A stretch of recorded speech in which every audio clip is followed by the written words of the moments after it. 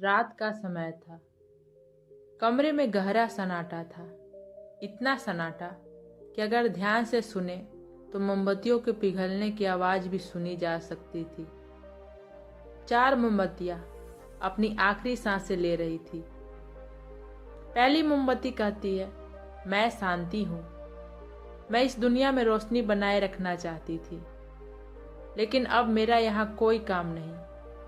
हर तरफ शोर है, युद्ध है, लोग लड़ना चाहते हैं, शांति नहीं। अब मैं यहाँ और नहीं रह सकती।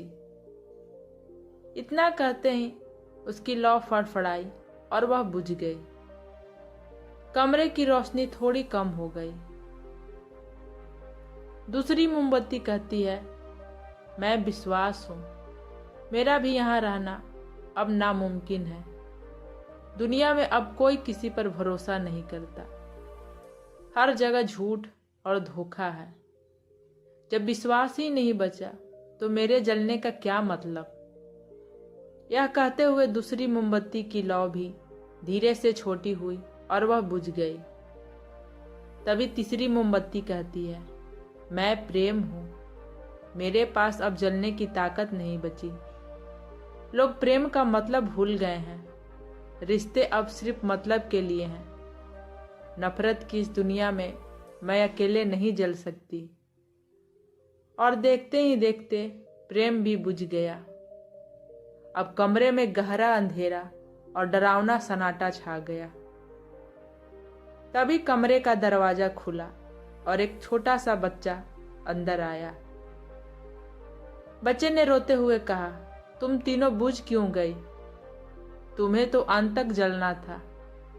अगर तुम सब बुझ जाओगी तो मैं अंधेरे में कैसे रहूंगा? मुझे अंधेरे से बहुत डर लगता है।